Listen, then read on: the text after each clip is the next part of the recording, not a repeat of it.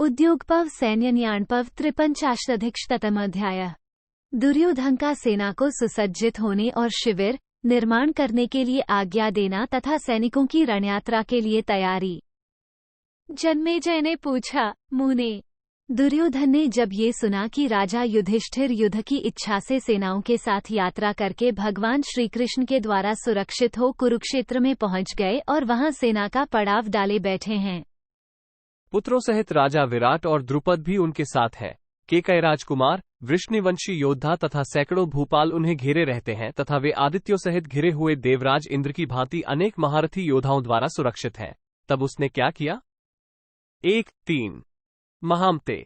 कुरुक्षेत्र के उस भयंकर समारोह में जो कुछ हुआ हो वो सब मैं विस्तार पूर्वक सुनना चाहता हूँ। 4 तपोधन।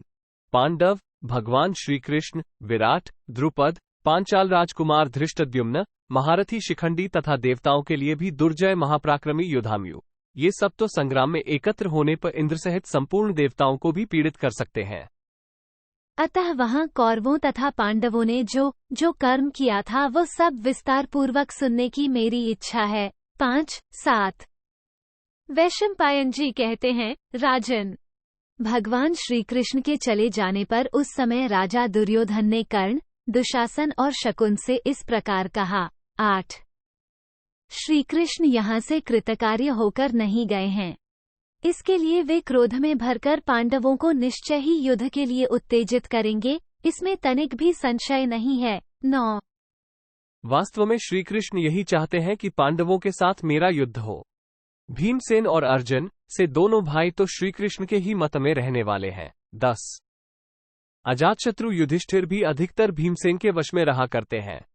इसके सिवा मैंने पहले सब भाइयों सहित उनका तिरस्कार भी किया है। 11 विराट और द्रुपद तो मेरे साथ पहले से ही वैर रखते हैं। वे दोनों पांडव सेना के संचालक तथा श्रीकृष्ण की आज्ञा के अधीन रहने वाले हैं। 12 अतः अब हम लोगों का पांडवों के साथ होने वाला ये युद्ध बड़ा ही भयंकर और रोमांचकारी होगा।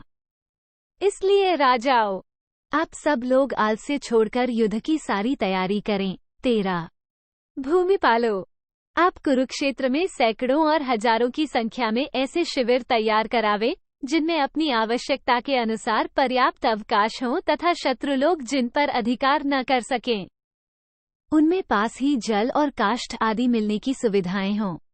उनमें ऐसे मार्ग होने चाहिए जिनके द्वारा खाद्य सामग्री सुविधा से लाई जा सके और शत्रु लोग उसे नष्ट न कर सकें तथा उनके चारों तरफ किलेबंदी कर देनी चाहिए। 14-15 उन शिविरों को नाना प्रकार के अस्त्र शस्त्रों से भरपूर तथा ध्वजा पताकाओं से सुशोभित रखना चाहिए।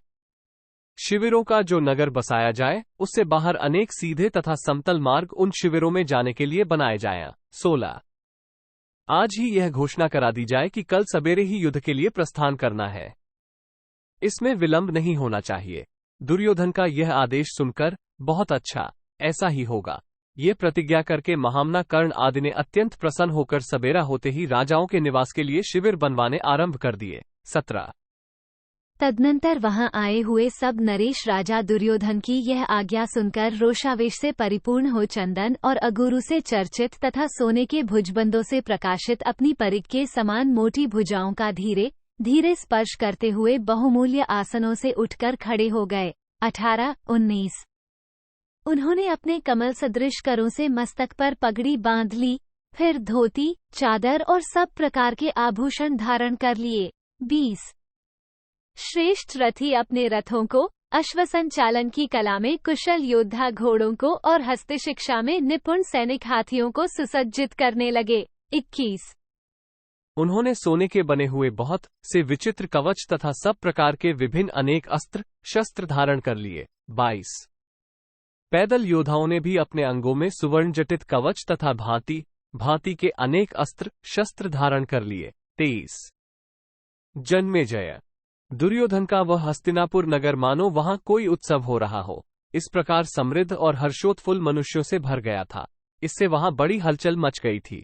24 राजन, जैसे चंद्रोदय काल में समुद्र उत्ताल तरंगों से व्याप्त हो जाता है, उसी प्रकार कुरुराज दुर्योधन रूपी महासागर सैनिक समुदाय रूपी चंद्रमा के उदय से अत्यंत उल्लसित दिखाई देने लगा। सब ओर घूमता हुआ जनसमुदाय ही वहां जल में उठने वाली भंवरों के समान जान पड़ता था। रथ, हाथी और घोड़े उसमें मछली के समान प्रतीत होते थे। शंख और दुंदुभियों की ध्वनि ही उस कुरुराज रूपी समुद्र की गर्जना थी। खजानों का संग्रह ही रत्नराशि का प्रतिनिधित्व कर रहा था। योद्धाओं के विचित्र आभूषण और कवच ही उस समुद्र की उठती हुई तरंगों के समान जान पड़ते थे। चमकीले शस्त्र ही निर्मल फेन से प्रतीत होते थे। महलों की पंक्तियां ही तटवर्ती पर्वत सी जान पड़ती थीं। सड़कों पर स्थित दुकानें ही मानो गुफाएं थीं। 25-27 इति श्री महाभारते उद्योगपर्वणि सैन्यनियाणपर्वणि दुर्योधन सैन्य सज्जीकरणे 53-अधिकशतमोऽध्याय 153। इस प्रकार श्री महाभारत उद्योग पर्व के अंतर्गत सैन्य नियाण पर्व में दुर्योधन का अपनी सेना को सुसज्जित करना, इस विषय से संबंध रखने वाला 153वां अध्याय पूरा हुआ। 153।